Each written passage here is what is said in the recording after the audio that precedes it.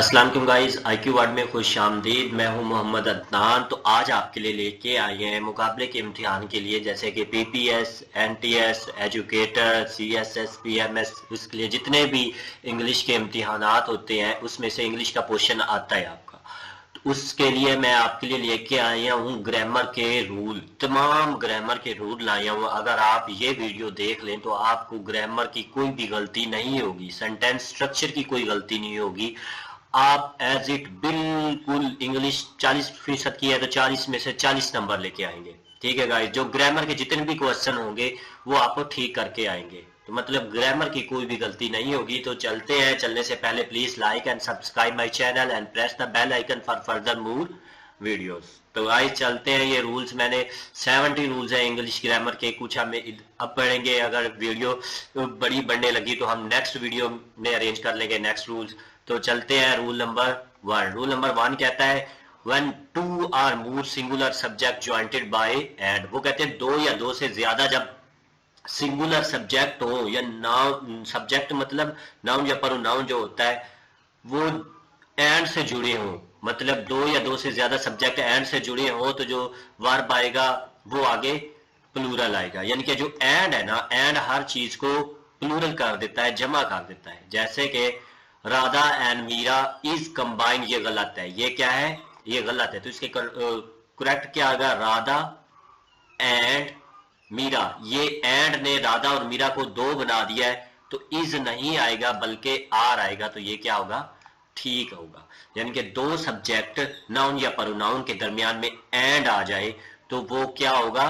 Plural बन जाएगा verb. तो ये वर्ब क्या है? इसमें आर है, या हेल्पिंग वर्ब भी प्लूरल यूज होगा। ये सब्जेक्ट वर्ब एग्रीमेंट है। नेक्स्ट एग्जांपल देखते हैं। Shimla Kasauli and my home town is a hill station. Is नहीं है गाइस, इज है सिंगुलर। तो जबकि एंड आ गया तो एंड ने से क्या बना दिया? प्लूरल। तो ये क्या आएगा? प्लूरल आएगा, सिंगुलर नहीं आएगा। तो ये क्या हो जाएगा? ठीक होगा। नेक्स्ट रूल जो होता है, लेकिन इसमें एक्सेप्शन भी है, वो हम देखते हैं। when two or more singular subject jointed by and used for the same person then taken singular verb। वो कहते हैं कि अगर दो या दो से ज्यादा सब्जेक्ट हो, सिंगुलर सब्जेक्ट हो, लेकिन वो एक ही शख्स के लिए इस्तेमाल हो रहे हो तो वो क्या होगा? फिर वर्ब क्या होगा? सिंगुलर लगेगा। अब देखिए मिसाल लेते हैं। The designer and the producer of the project have come. अब ये डिजाइनर और प्रोड्यूसर दोनों अलग अलग नहीं है, यानी कि एक बंदा है वो डिजाइनर भी है और प्रोड्यूसर भी है। यानी कि एक बंदा है वो इंसान भी है और डॉक्टर भी है। जैसे मैं टीचर भी हूँ और इंसान भी हूँ, लड़का भी हूँ। तो ये दोनों एक ही सेंस के लिए यूज हो रहे हैं, तो इसके लिए हैव नहीं लगेगा बल्कि क्या लगेगा? हैज काम आएगा। तो ये गलत है और ये क्या है? ठीक है। नेक्स्ट एग्जांपल देखते हैं। My brother and my credits are here's. वो कह रहे हैं कि ये दोनों एक ही है, ब्रदर के लिए यूज हो रही है। ये भी भाई है, ये भी भाई है। तो ये क्या है? मतलब एक है तो आर नहीं आएगा, आर गलत है, ये सेंटेंस गलत है, बल्कि क्या आएगा? इज आएगा। तो ये क्या है? करेक्ट होगा। नेक्स्ट थर्ड रूल की तरफ चलते हैं गाइस। अगर समझ नहीं आ रही तो प्लीज आप मुझे कमेंट्स करें और बताएं। तो मेरे प्लेलिस्ट में भी देखिएगा, इंग्लिश वोकैब वगैरह, एजुकेटर की सीरीज, PPSC के पास पेपर सारे मैंने अपलोड कर रखे हैं। तो गाइस नेक्स्ट थर्ड रूल की तरफ चलते हैं। थर्ड रूल कह रहा है कि if the singular subject are proceeded by each और every then the verb is singular.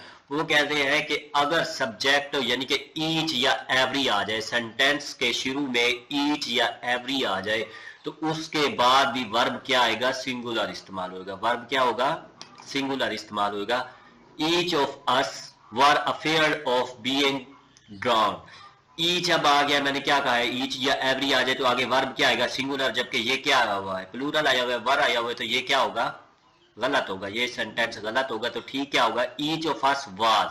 तो ये वाज दिया हुआ तो ये ठीक है। तो ये सेंटेंस क्या होगा? ठीक होगा। ईच की वजह से ये इस ईच ने इस वार को वाज कर दिया। इस ईच की वजह से क्या आ गया? वाज, यानी कि सिंगुलर आ जाएगा। अगर यहां पर आर आएगा तो फिर वो इज बन जाएगा, तो मतलब सिंगुलर बन जाएगा वर्ब। नेक्स्ट देखते हैं every one are playing, every one are playing गलत है, एवरी वन आ गया, एवरी, ईच, एनीबॉडी आ जाए तो उसके बाद आर नहीं आएगा बल्कि इज आएगा, सिंगुलर वर्ब आएगा, तो ये ठीक है, तो जबकि ये गलत है। रूल नंबर 4 देखते हैं गाइस। रूल नंबर 4 क्या कहता है कि रूल नंबर 4 कहता है if two or more singular subject are jointed by or not, either or neither not, then the verb is singular. वो कहते हैं कि जब दो या दो से ज्यादा सिंगुलर सब्जेक्ट हो उसमें or, nor, either, neither, not ये सब आ जाए, ये लफ्ज जो मैंने बताई है either, neither, or, each, everyone, ये आ जाए तो उसके बाद ये सब्जेक्ट क्या आएगा, सिंगुलर आएगा, ये वर्ब क्या आएगा, सॉरी सिंगुलर आएगा, वर्ब क्या आएगा, सिंगुलर आएगा। Either Rita or Geeta are playing, अब इसमें ईदर भी आया हुआ है, आर भी आया। एक और रूल आपको बताना चाहूं कि ईदर के साथ हमेशा आर आता है गाइस, और जहां पर ये दोनों आ जाए तो वहां पर वर्ब क्या आएगी, सिंगुलर आएगी, जबकि ये क्या लिखा हुआ है, प्लूरल, तो ये क्या होगा, गलत होगा। Either, neither, or, each, everybody जहां भी आ जाए वर्ब इसके बाद सिंगुलर आएगी, तो either Rita or Geeta is तो ये इज आया, सिंगुलर आया, तो ये सेंटेंस ठीक होगा। आपके एग्जाम में भी बिल्कुल ऐसे ही आएंगे कि शुरू आपके ये ईच और दो दिए जाएंगे सब्जेक्ट और उसके बाद दरमियान में आर होगा तो आगे प्लूरल लगा होगा, लेकिन ये आपने क्या करना है, गलत करना है, तो ये ठीक करना है, सिंगुलर लगाना है, ठीक है। Neither the boy not the girl, जैसे ईदर के साथ आर आता है वैसे नीदर के साथ भी नार ही आता है, ये एक ग्रामर का और रूल आगे जाके हम मजीद पढ़ेंगे। तो इसके बाद भी क्या आएगा, सिंगुलर आएगा, प्लूरल नहीं आएगा, हैव नहीं आएगा, बल्कि हैव का सिंगुलर क्या है, हैज आएगा, तो हैज आएगा, तो इसका करेक्ट क्या है, neither the boy not the girl has come, ये ठीक है, हैज कम आएगा गाइस। नेक्स्ट चलते हैं गाइस, नेक्स्ट चलते हैं रूल नंबर 5 की तरफ। तो रूल नंबर 5 क्या कहता है, रूल नंबर 5 कहता है when the subject jointed by or, nor are different numbers the verb must be plural. हमने तो पढ़ा कि जहां पर नार, आर, ईदर, नीदर आ जाए तो वहां पर वर्ब सिंगुलर आएगा, लेकिन एक्सेप्शन भी है। वो क्या है एक्सेप्शनल केसेस, ये है कि जब सब्जेक्ट आर और नार के साथ जुड़ा हो लेकिन वो मुख्तलिफ मेंबर हो, एक जैसे ना हो, मुख्तलिफ हो, तो फिर आगे वर्ब क्या आएगा, प्लूरल आएगा, वर्ब प्लूरल आएगा। Either the boys not the girls, neither the boys, sorry neither the boys not the girl has come. अब देखिए इसमें बॉयज प्लूरल है जबकि गर्ल सिंगुलर है, ये दोनों किसके साथ जुड़ी हुए हैं, नार, और नार के साथ हमेशा क्या शुरू में लगता है, नीदर आता है, ये नीदर को प्रोसीड करता है, तो लेकिन ये प्लूरल है, ये सिंगुलर है, तो ये आगे क्या आएगा, हैव नहीं आएगा, बल्कि क्या आएगा, सॉरी हैज नहीं आएगा, सिंगुलर नहीं आएगा, बल्कि क्या आएगा, प्लूरल आएगा, हैव आएगा, क्योंकि ये बॉयज है, बॉयज प्लूरल है, तो इससे बॉयज, और ये गर्ल सिंगुलर है, तो इसी वजह से ये अलग अलग बन की कैटेगरी, तो इसके साथ हैव आएगा, हैज नहीं आएगा। इधर the parents or the child, अब चाइल्ड सिंगुलर है, पेरेंट्स प्लूरल है, तो इसके साथ क्या आएगा, हैज नहीं आएगा, बल्कि क्या आएगा, हैव आएगा, तो ये हैव आएगा, ये गलत है, तो हैज गलत है, हैज नहीं आएगा, हैव आएगा। नेक्स्ट रूल नंबर 6 की तरफ चलते हैं। When the subjects jointed by or nor a different person the verb agrees with the subject narrates। वह कहते हैं कि जब सब्जेक्ट ज्वाइंट हो, सब्जेक्ट में आर और नार के साथ जुड़ा हो लेकिन दो मुख्तलिफ पर्सन हो, यानी कि आ सकता है दो मुख्तलिफ प्रोनाउन आ सकते हैं, दो मुख्तलिफ नाउन आ सकते हैं, जो भी है सब्जेक्ट में, तो सब्जेक्ट में तो बिल्कुल यही आते हैं, नाउन या प्रोनाउन आते हैं, तो दो मुख्तलिफ प्रोनाउन आ जाएंगे, तो जो वर्ब आएगा वो क्या आएगा, जो करीब तरीन होगा ना उसके हवाले से लगेगा। Either they are I R mistaken. अब आप कहेंगे कि ये दे और आई ये प्लूरल बन गए हैं इसलिए आर लगाए, तो ये गलत है, ये आपने नहीं करना, बल्कि आपने देखना है कि जो वर्ब के साथ वाला जो सब्जेक्ट है ना उसी के लिहाज से लगेगा। वर्ब के साथ क्या है, आई है, तो आई के आगे एम आएगा, तो ये एम लगेगा, यानी कि either they are I am mistaken, तो ये ठीक है। नेक्स्ट चलते हैं गाइस, नेक्स्ट एग्जांपल है इसकी, neither she nor they is speaking the truth. अब आप कहेंगे कि शी की वजह से इज लगाए, तो नहीं, इज के साथ क्या है, इज के साथ हेल्पिंग वर्ब के साथ दे है, तो दे के लिहाज से लगेगा, इज नहीं लगेगा, बल्कि आर लगेगा, तो ये आर लगा हुआ है हमारा, ठीक है गाइस। नेक्स्ट रूल नंबर 7 की तरफ चलते हैं गाइज, उम्मीद है आपको समझ आ रही होगी। नेक्स्ट रूल नंबर 7 की तरफ चलते हैं। चलने से पहले please like and subscribe my channel and press the bell icon for further more videos. अगर आपको पीडीएफ में चाहिए हो तो मेरे व्हाट्सएप नंबर पे रब्ता करें, ये मेरा व्हाट्सएप नंबर है। तो ये मेरा व्हाट्सएप नंबर है, इस पे आप रब्ता करें, मैं डिस्क्रिप्शन में भी दे दूंगा, तो आप वो ले सकते हैं पीडीएफ। ये माउस है, माउस से ठीक लिखा नहीं जा रहा, चले तो ये मेरा व्हाट्सएप नंबर आ गया, तो इस पे आप कर सकते हैं। नेक्स्ट चलते हैं रूल नंबर 7 की तरफ। तो रूल नंबर 7 क्या कहता है? The collective noun takes a singular verb taken as a whole and plural verb when are taken a individual part of. सबसे पहले आपको पता होना चाहिए कि कलेक्टिव नाउन क्या होता है। कलेक्टिव नाउन ऐसा नाउन की एक ऐसी टाइप होती है जिसमें एक ग्रुप होता है एक ही किस्म की चीजों का। जैसे पुलिस है, आर्मी है। अब पुलिस में सारे सिपाही एक जैसे होते हैं, एक जैसे मतलब यानी कि एक पूरा एक ग्रुप को रिप्रेजेंट कर रही है। पुलिस एक इंसान का नाम नहीं है, एक बंदे का नाम नहीं है। ऐसे ही आर्मी है, जुडिशरी है, तो ये सारे हैं कलेक्टिव नाउन। तो वो कहते हैं कि कलेक्टिव नाउन के साथ क्या आएगा? तो कलेक्टिव नाउन के साथ भी हमेशा क्या आएगा? कलेक्टिव नाउन के साथ the collective noun taken a singular verb then talked as a whole and plural verb then talked as individual. वो कहते हैं कि अगर कलेक्टिव नाउन को आपने एक यूनिट के तौर पर काम लेना है तो वो उसके साथ आपने सिंगुलर यूज करना है। लेकिन कलेक्टिव नाउन को अगर आप इंडिविजुअली तौर पे लेना है, अलग अलग लेना है, तो उसको क्या लेंगे? प्लूरल उसके साथ लगाएंगे। तो इसके साथ दोनों लगेंगे, सिंगुलर भी प्लूरल भी। लेकिन आपने सेंस चेक करनी है कि आपने किस सेंस में बात करनी है, कि आप एक यूनिट के तौर पे बात कर रहे हैं या इंडिविजुअली तौर पे बात कर रहे हैं। तो नेक्स्ट देखते हैं। The committee have chosen it's president.